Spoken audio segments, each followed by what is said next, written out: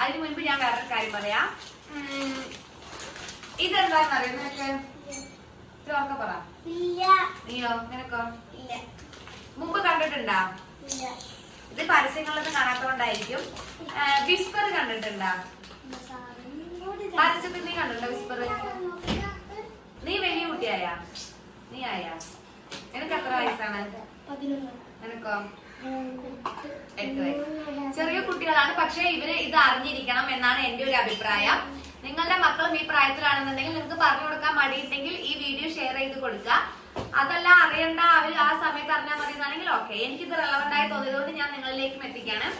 ഇതാണ് നാപ്കിൻ. മനസ്സിലായോ? ഇത് എന്തിനാ ഉപയോഗിക്കണമെന്ന് പറഞ്ഞു തരട്ടെ. നിങ്ങൾ കുറച്ച് വർഷം കഴിഞ്ഞാൽ വലിയ കുട്ടിയാവും.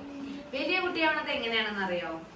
അതായത് നമ്മൾ മൂത്രം ഒഴിക്കണ ഭാഗത്തിന്റെ കുറച്ച് അവിടെ നിന്ന് നിങ്ങൾ കുറച്ചും കൂടെ വലുതായ ചോര വരും.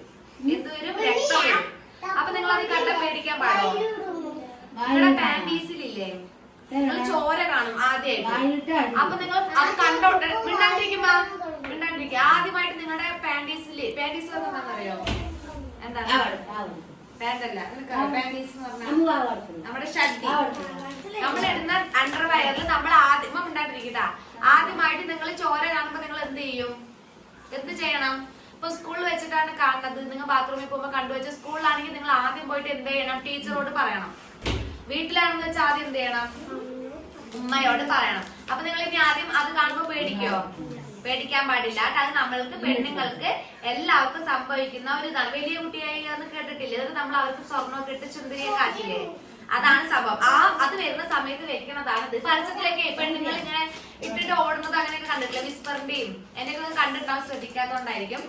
ഇങ്ങനെ ഇത് ലീക്ക് ആവുന്ന ഒഴിച്ചിട്ട് അതാണ് സാധനം ട്ടാ. ഞാൻ ഉപയോഗിക്കുന്ന നാപ്കിൻ ഈ കാർമസിയാണ്. ഞാൻ എന്റെ അനുഭവത്തിൽ എന്ന് പറയുന്നത് സൂപ്പർ പ്രൊഡക്റ്റ്, നല്ല കംഫർട്ടാണ്. ഇതിന് മുൻപ് ബെല്ലയാണ് ഉപയോഗിച്ചോണ്ടിരുന്നത്. അതിനെക്കാട്ടിലും എനിക്ക് കുറച്ചുകൂടി ഇഷ്ടപ്പെട്ടു ഇത്. പിന്നെ ഇത് പെൺകുട്ടികൾക്ക് മാത്രമല്ല ആൺകുട്ടികൾക്കും പറഞ്ഞു കൊടുക്കണം എന്നാണ് എന്റെ ഒരു അഭിപ്രായം.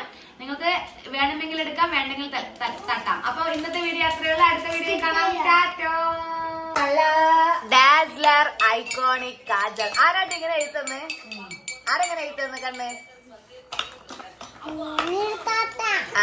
എങ്ങനെയാണ് കുട്ടിക്ക് എഴുതി കൊടുക്കുക? പാവ കുട്ടിന് നല്ലൊരു മുഖത്തിന് കേടാക്കി വെച്ചു കേട്ടാ.